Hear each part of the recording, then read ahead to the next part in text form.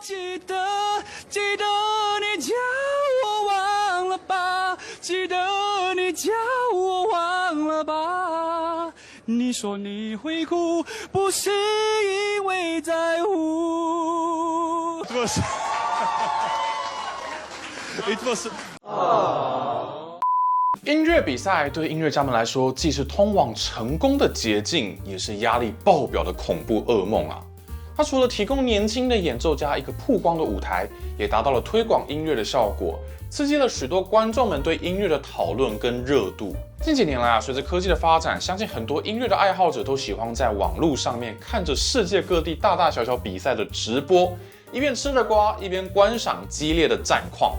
就好比说啊，这几天正在火热进行的在波兰举办的国际维尼奥夫斯基小提琴大赛，你只要随时点进他们大赛的官方 YouTube 频道，就可以看到他们精彩刺激的比赛实况，还可以在聊天室里面及时跟来自世界各地的网友们讨论战况哦。但是啊，看着比赛实况里面这些参赛者每个都在舞台上面使出浑身解数，要展现自己最精彩的演奏时，你会不会很好奇？这些参赛者他们的压力到底有多大？是不是每个都快要爆表了？那准备比赛的日子是怎么熬过来的呢？每天要苦练几小时呢？面对胜负的时候，心里又怎么面对呢？会心理崩溃吗？我相信大家一定都对这些事情感到非常的好奇。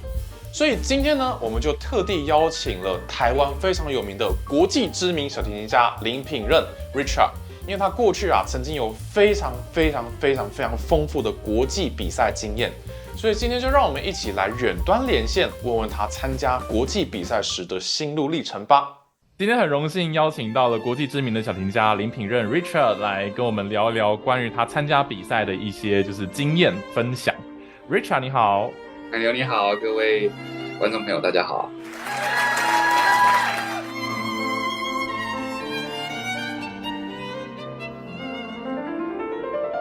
Richard， 你好像从很早以前就参加过很多的小提琴比赛，对不对啊？最早是从什么时候开始的？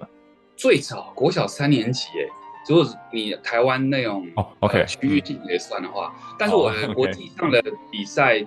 国际上的比赛第一个的话，大型的是在2011年的时候，在纽西兰的 Michael Hill。哦，那时候是几岁啊？大概 Michael Hill 19岁。哦，那大概就是大学生的年纪。那从那之后就是很密集的，大概每过1-2年就会参加一次比赛，对不对？不止，你看我从2011年第一个到2018年最后一个，然后这7年间比了13还是14个。OK， 所以一年要参加2-3个比赛这样子的概念。对，我曾经有一年最夸张是5个，而且5个都是那种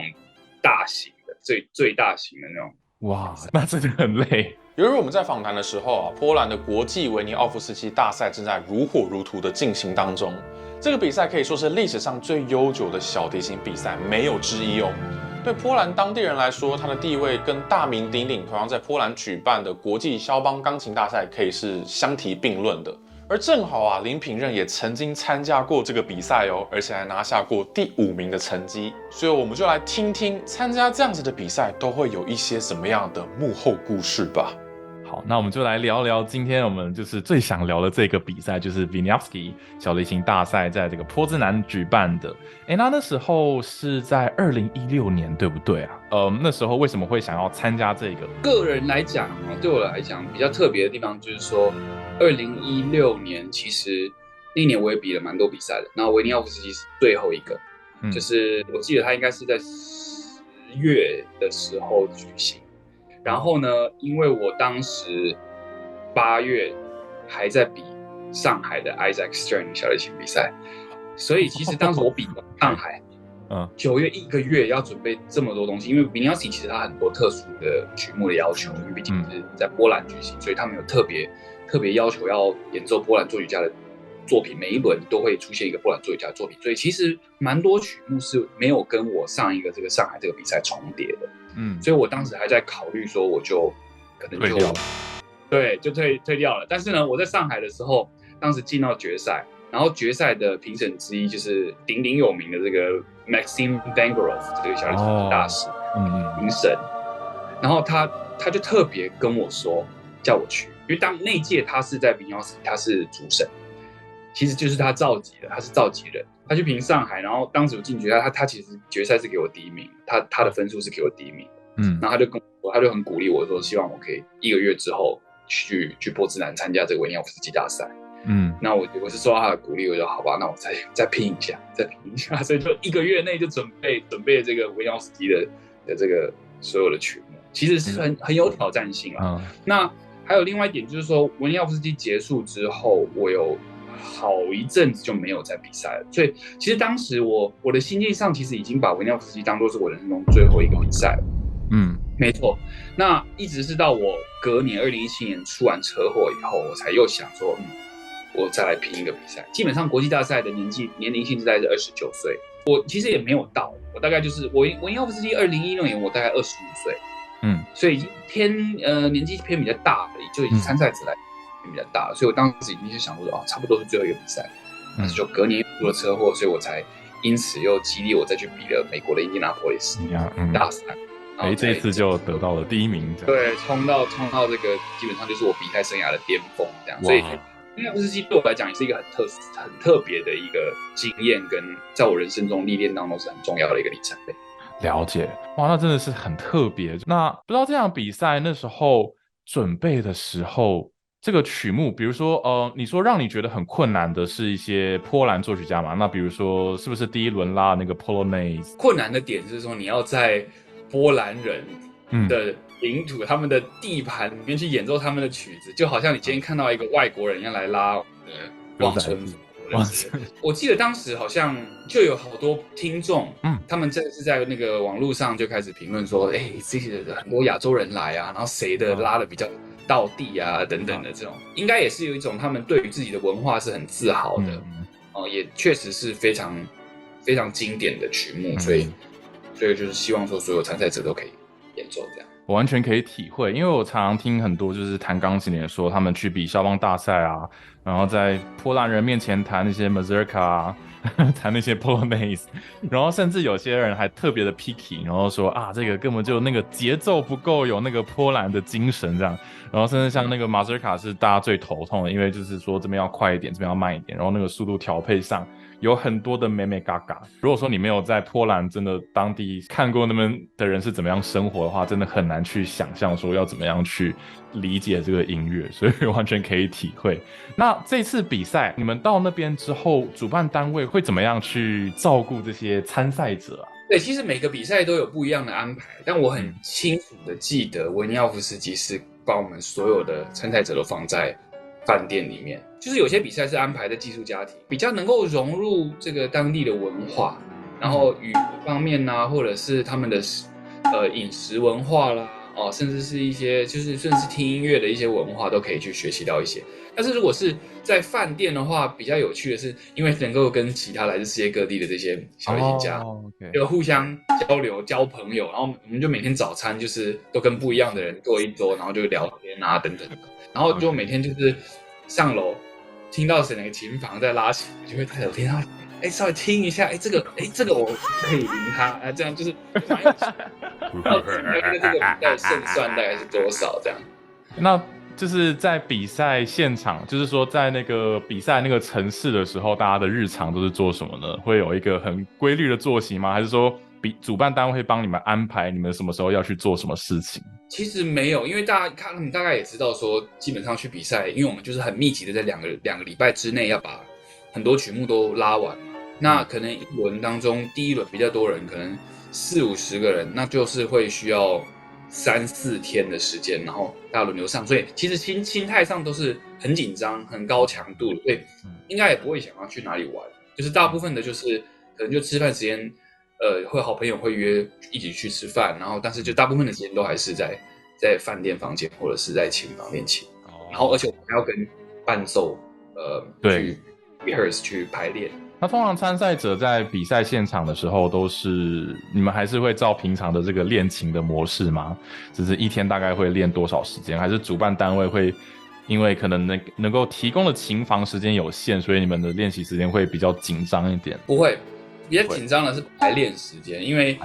维尼奥夫斯基比较特别，这我记得很清楚。因为通常大赛当中，比如说印第安波里斯，或者是我之前比过的汉诺威啦，或或者是有些就是仙台等等的，大概都是选大概30到40位参赛者而已。比赛单位会提供的伴奏的这个钢琴家数量，可能大概就4位到5位，所以其实每一个钢琴家需要分配到的参赛者，可能就是8位之类的，因为有些人会自己带，所以大概就是7、8位最多。但是维尼奥夫斯基是选了50几个参赛者进到波兰，但是他们的 official pianist 只有2位，第一轮就是一个人要弹20个之类的。Oh my god！ 对，这我记得很清楚，因为我们就是大家都会担心说，哇，那万一他，譬如说我当时是拉第一轮的时候有拉贝多芬的春奏鸣曲，其中一首是这一首，那可能另外还有5个人也是拉这一首，那所以就会变成说，会不会？他弹完以后就我们排练完他就忘记我，他就忘记。可能有些小琴家说这个地方要快一点，这个地方要等他一下，然后可能另外一个小琴家又是有不同的指示，所以可能他们会搞混，对不对？这样子。对。但是事后当我跟我的当时叫Hanna Holexa， 我记得他的名字，就跟他拉完以后我就很放心，因为他真的非常非常厉害，非常细腻，很敏锐，观察力很敏锐，然后对音乐上的反应也是做得非常快速的一位钢琴家，所以那次印象很深刻，我的钢琴家是弹得非常好。哇，那真的是非常厉害，所以你们就是 run through 一次，他就完全记得说你要做什么事情。基本上很多东西在台上的时候会发生一些变化，那在台上他能够临场去做一些反应，去跟着我这些变化一起去融入我的这音乐的感觉，代表他是真的是很有经验，而且是耳朵非常好，室内乐能力非常好的一位钢琴家。那一定是非常非常厉害。还有一个我印象很深刻、很特别的地方，就是维尼奥夫斯基呢，因为毕竟他是在波兰当地是小提琴维尼奥夫斯基，那钢琴就是肖邦大赛。那当然我们知道肖邦大赛在全世界都是非常非常知名的一个大赛。那维尼奥夫斯基相较起来，其实在波兰当地，他就是跟肖邦大赛是并驾齐驱的一个同等重要性的一个比赛，一个是小提琴，钢琴。那所以我记得当时在比赛的时候，非常非常印象深刻，就是我们连第一轮都是每一场都是满场，就是当地的观众是非常非常支持，很踊跃的。就每一个参赛者拉完下来，就是观众都会，比小妹妹她就会拿那个小册子来给我们签名，印象这样。对，然后还有另外一点是，因为这个比赛对他们来讲是非常重要，所以每一天的赛程结束，他们每天都会有一个小本的这个。A4 大概 A4 大小，但是就是没有很多页，但是就是来报道这一天赛程的这个刊，这个日刊这样，每一天都有。然后我记得我拉完第一轮的时候，那一天我是在周刊的封面，印象很深刻。然后我特别多拿了大概5、6本吧，所以我现在在家里，台湾的家里还放着那些。那去读这些，应该我觉得应该压力很大，会不会他们应该都会写比较正面的一些，对不对？如果说刊出来的话，对，大部分都是比较正面的。但是在网络上就不一定了，对不对？网络上就真的不一定，不一定，对啊，因为那蛮刺激的。再来说，我们也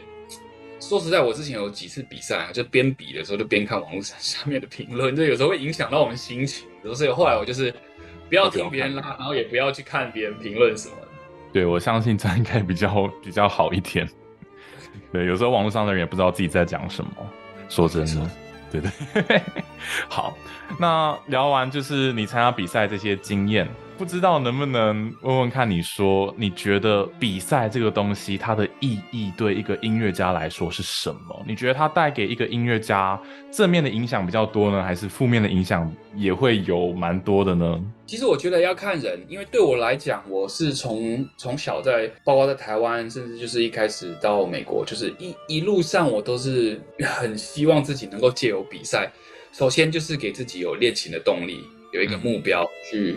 努力去往上爬。那再来就是说到了国际大赛上，比赛对我来讲就是一个最快速、最方便又免钱的一个渠道，可以让全世界更方便、更容易的听到我的音乐。所以基本上这个比赛对我来讲是一个利大于弊的东西。那弊的话当然也有，但就是说，因为毕竟就是从小学琴，其实说实在我也没有说有特殊背景可以靠关系还是什么。那我的方式就是我透过比赛来让我的音乐被更多人知道，然后能够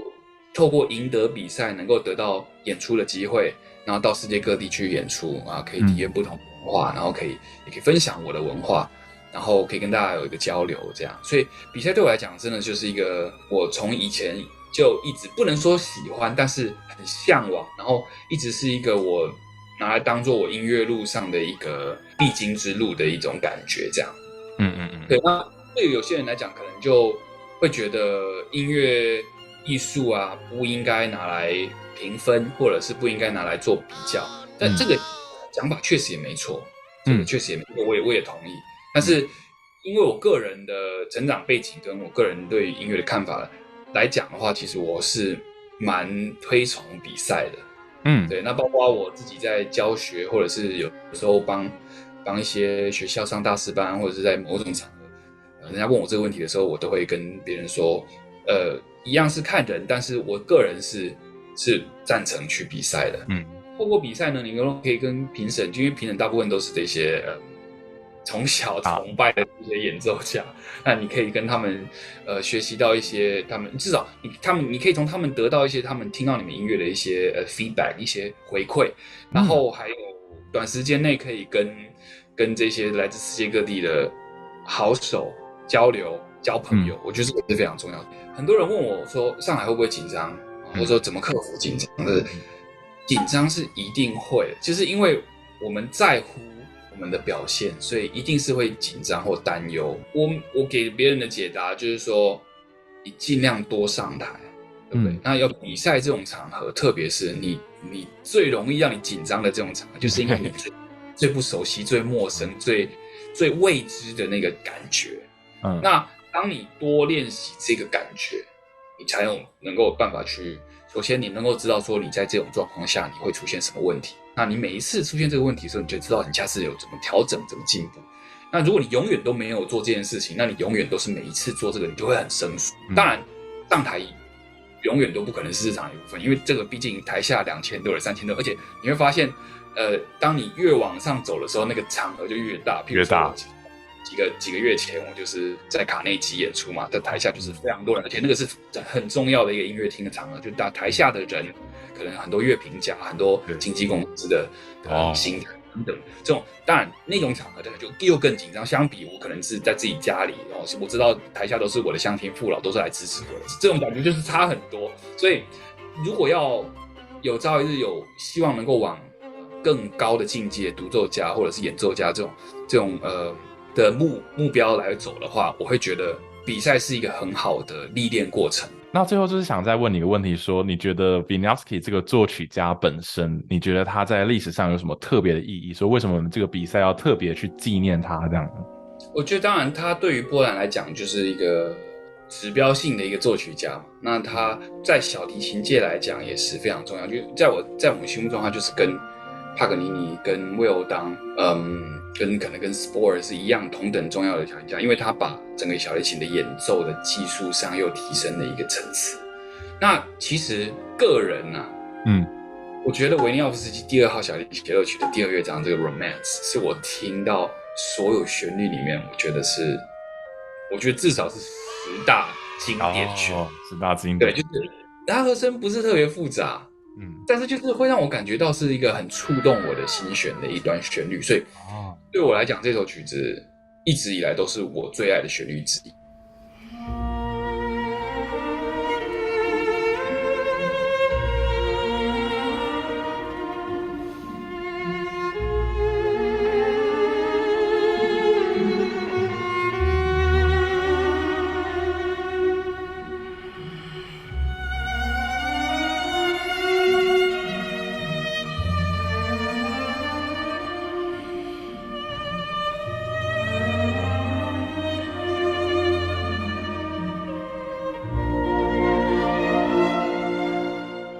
应该说我对他就是又爱又恨啊，因为他的旋律很优美，但是他的技巧因为太困难了，每次都要花很多时间去练，然后而且在拉的时候都会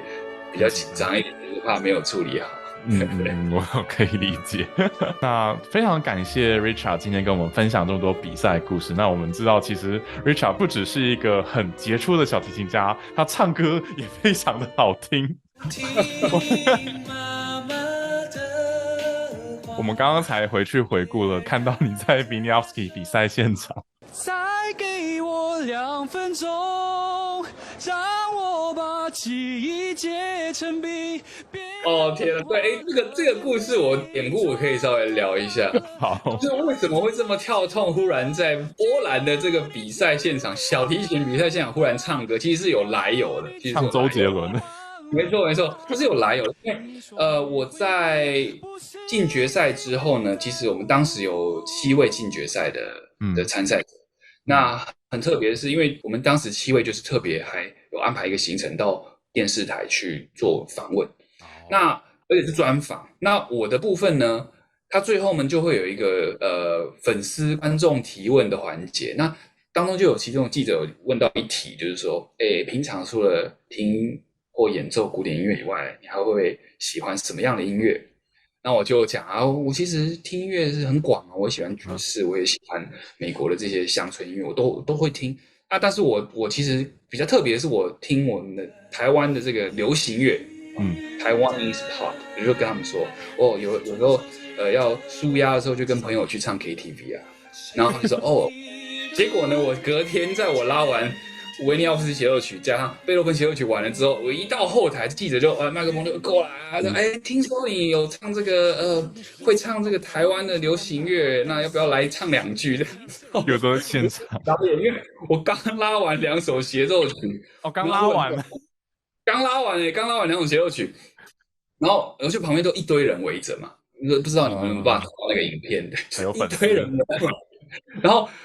对，结果我就还是好。就放出去了，对，我就都比完了，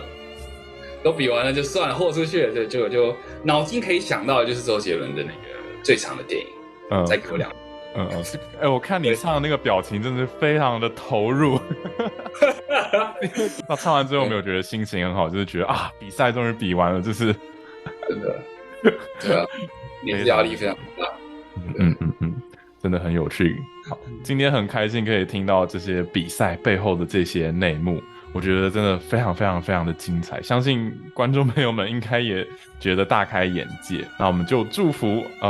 Richard 未来的这个演奏事业都可以一帆风顺，然后可以再让我们听到更多精彩的演出。那就谢谢 Richard，